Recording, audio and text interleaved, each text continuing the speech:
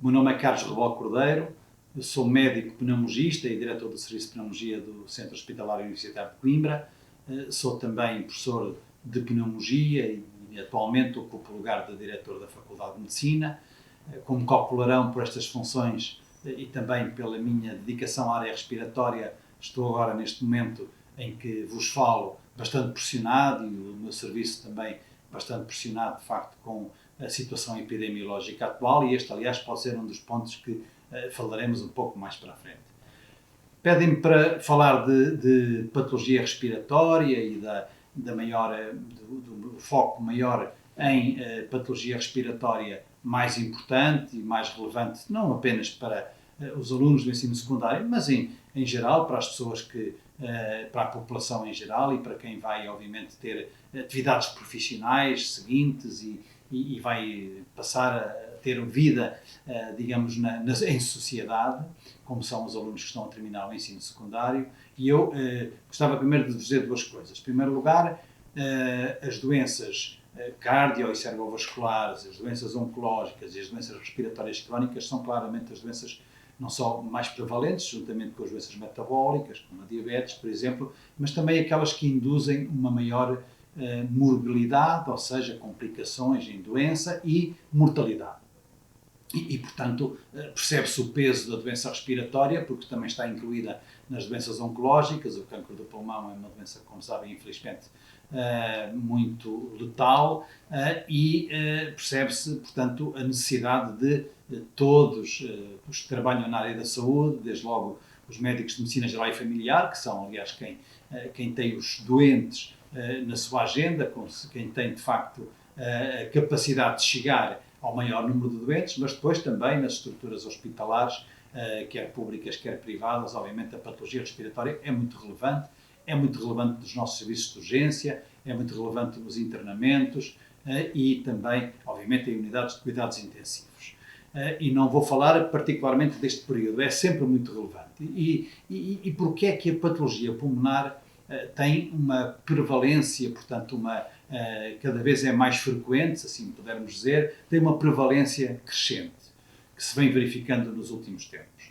Por várias razões. Eu julgo que há várias razões que justificam este aumento de prevalência. Em primeiro lugar, o envelhecimento da população.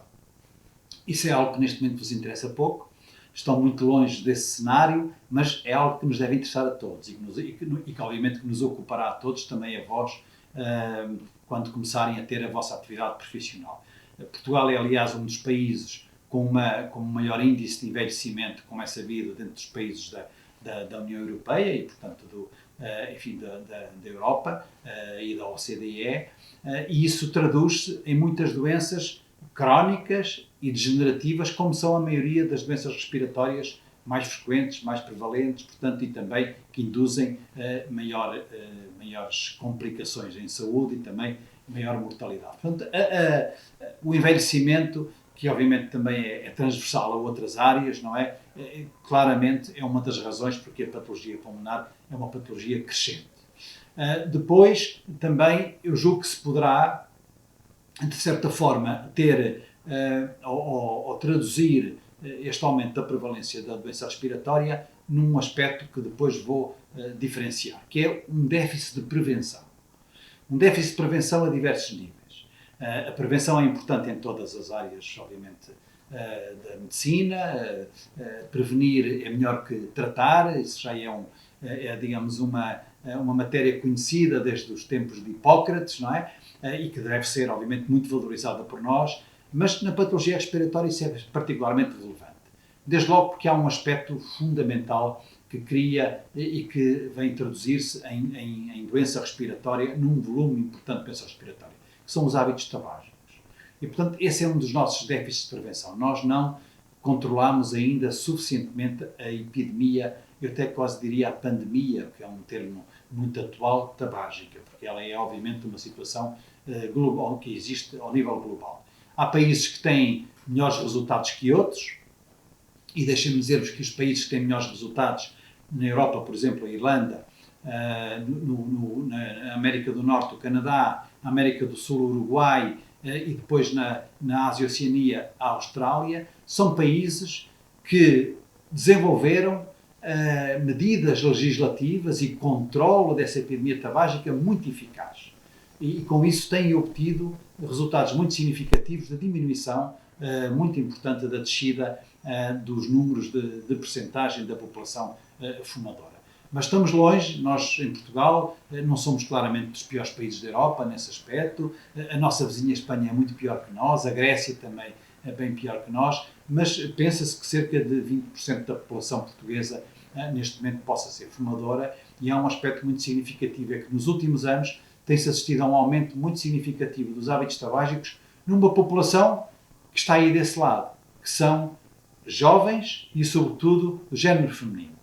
As jovens do género feminino são aquelas que têm feito aumentar de forma mais relevante a frequência dos hábitos tabágicos. E muitas vezes, não através do tabaco tradicional, mas através das novas formas imaginativas, como a indústria tabaqueira,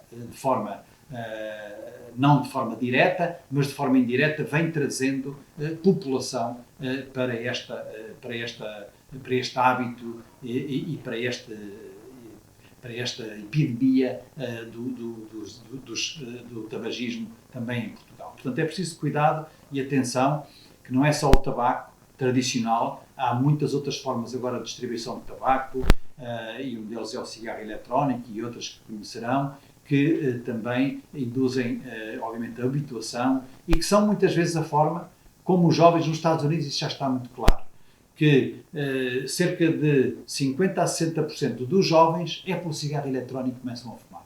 E depois vão para aí adiante e chegam ao tabaco convencional. Portanto, atenção, porque eu não vou estar a falar dos malefícios do tabaco, são muito conhecidos, e não é só doenças respiratórias, doença cardiovascular e muitas outras doenças oncológicas, etc. Mas prefiro falar dos benefícios em não fumar.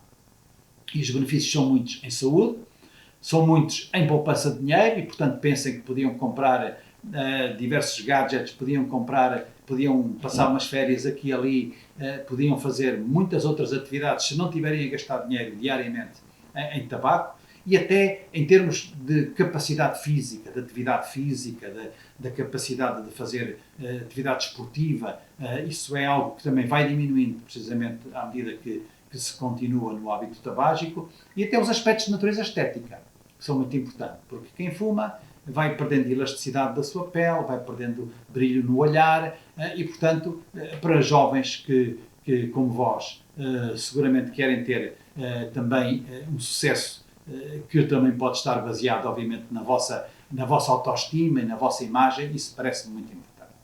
Depois há um outro déficit que é relevante, que é o facto de haver déficit em termos preventivos, de ainda existir muita poluição a um nível global. E eu não falo apenas na poluição ambiental, podia falar sobretudo na poluição ambiental geral, podia falar no resultado que as alterações climáticas estão também a induzir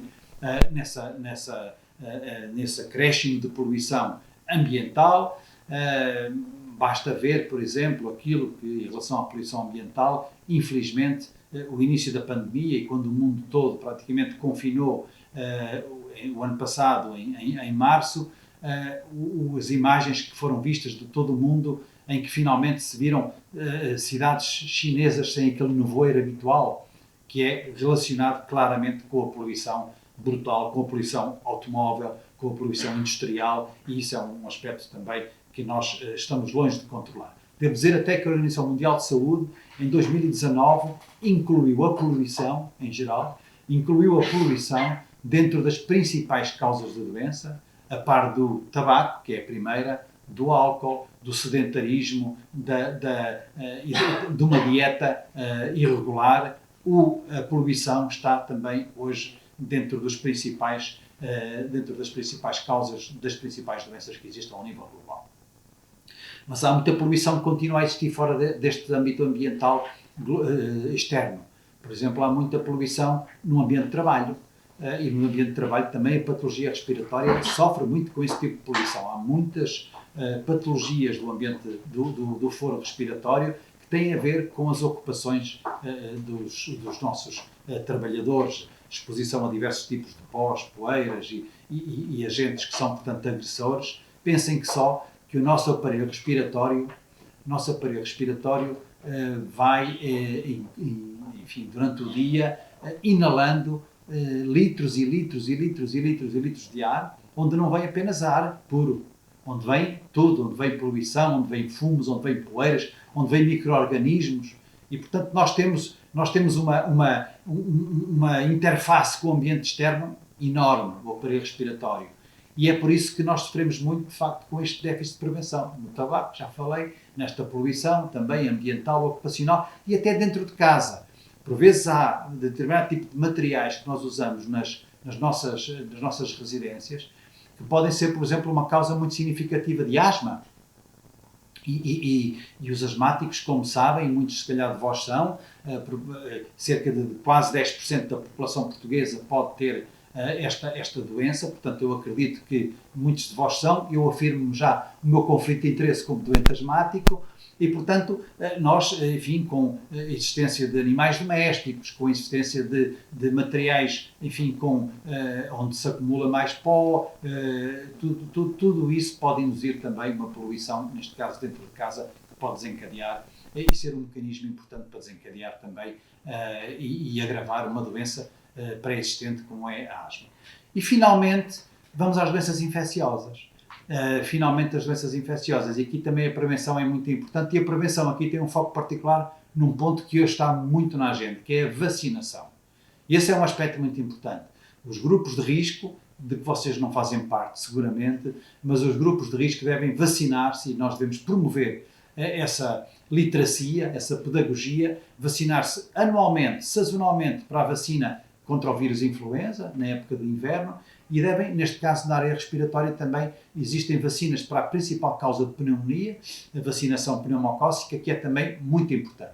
Por outro lado também, e este é um aspecto que vos pode interessar também seguramente, é que há uma certa, hoje utiliza-se, enfim, talvez demasiadas vezes, mais do que seria necessário e útil, antibioterapia. E os antibióticos devem ser usados quando há indicação para isso, quando há claros sinais de infecção.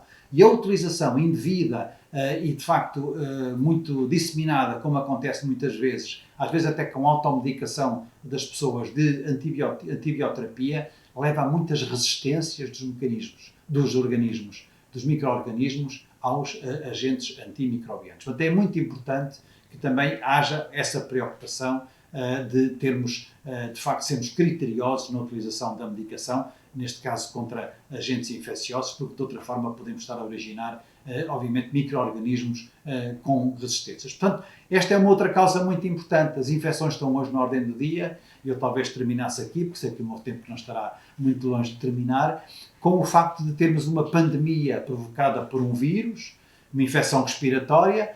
Felizmente agora começa a existir uma luz ao fundo do túnel, porque temos uma vacina, de facto, que está a dar os primeiros passos. Eu, pessoalmente, já tive a possibilidade de fazer a primeira dose da vacina no final de dezembro e espero a curto prazo fazer a segunda dose.